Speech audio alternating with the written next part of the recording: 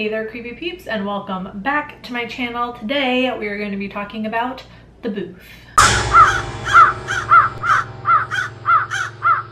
So getting right into this, the booth was directed by Yoshihiro Nakamura and follows Shogo, an arrogant and condescending radio talk show host who is forced to temporarily broadcast out of the haunted studio number 6 for one night. Shogo starts to receive disturbing calls from a voice calling him a liar and must figure out if it's just the haunted booth or if someone has figured out his disturbing secret.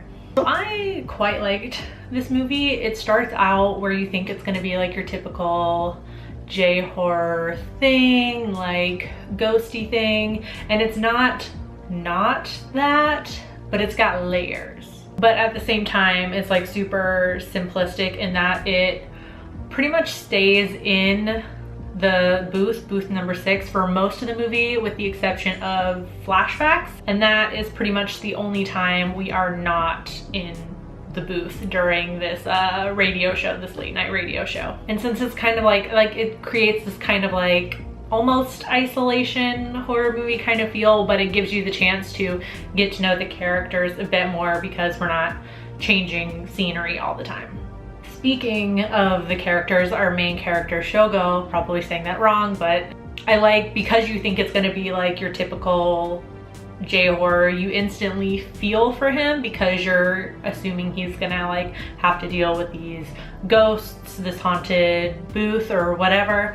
And then, like I said, the layers, like everything starts getting peeled back and revealed over the course of the movie, and you realize he is not a good person, like at all. He's, like I said in the summary, arrogant, condescending, basically a jerk. Then you slowly start to shift throughout the movie from feeling bad for him to rooting for him to get his comeuppance by the end of the movie. I am gonna spoil a bit right here, but the movie came out more than 10 years ago, so what are you gonna do? I like, since we're seeing mostly from Shogo's point of view, with the exception of maybe like 1 or 2 instances, we're really seeing from his point of view, so you get to see the paranoia that he feels over the course of this radio show. Like everything that's happening, he's assuming that everybody is out to get him, all of his coworkers are out to get him, and somebody knows what happened. And then it's finally revealed the horrible thing that he did to his girlfriend, which is like the best moment in the movie. I'm sorry, I'm gonna spoil it, but it was so good. I love that he, for a little while, he is actually seeing her. Basically, I won't spoil the entire thing or how the scene goes, but he thinks he kills her. Once things start getting weird on the show, he thinks he's seeing her, and the first couple of times he is, because he'll see her in the corner of the booth and then she'll disappear. But then she actually shows up and we assume it's another hallucination again, but then oh my god, it turns out she's actually there and she didn't actually die. That was such like a great like WTF moment of the movie. Like my jaw dropped and I was just like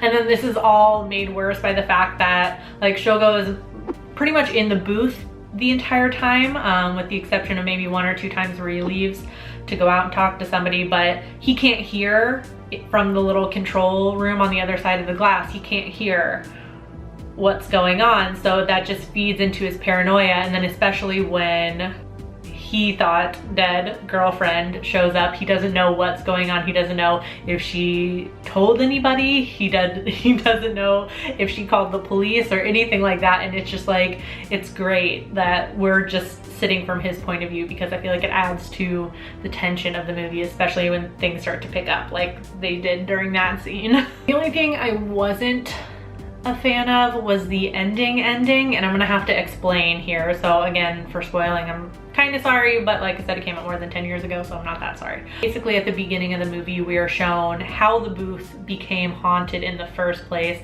There was another late night radio talk show host who receives a weird call, and he's supposed to be giving advice, but it turns out he's giving advice to a situation that actually happened to him. It's a woman who was talking about her boyfriend, and their parents didn't approve of the marriage, so they decided to kill themselves together, but then only she ended up killing herself. That's when things get weird, and then he didn't, and it turns out that's his story, that he did that to some girl, and he commits suicide in the booth, hence making it haunted. At the end of the movie with Shogo's story, that what I assumed was that woman from the very, very beginning of the movie, different radio show host, appears to him, and then he does the same thing. He hangs himself in the booth. I thought the similarities between the late night show hosts were enough. Like, they both did something horrible in their past, and, you know, something about the booth, you know, makes it come out, makes spirits be able to talk to them or something. And I just thought, like, it was like, I don't know, Shogo had no relation to the woman that killed the previous host.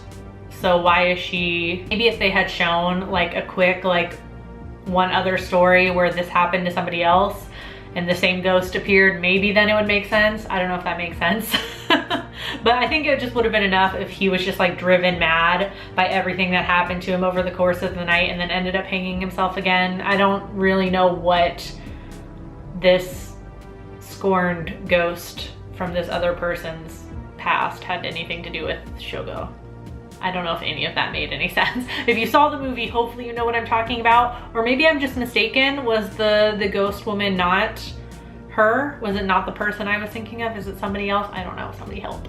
So overall, I thought the movie was good. It's definitely one of those that has rewatch value too once you know everything that's going to unfold. So I'm very much looking forward to rewatching it now that I know the ending. So I'm going to give it a solid 3 out of 5. On IMDb, it has a 6.6 out of 10. On Rotten Tomatoes, I guess it doesn't exist on Rotten Tomatoes because I could not find an entry for it. That's unfortunate, I guess. And on Letterboxd, it has a 3.2 out of 5, and only 2 of you have watched it. Emma from Spooky Astronauts gave it a 3.5, and Veronica Wicks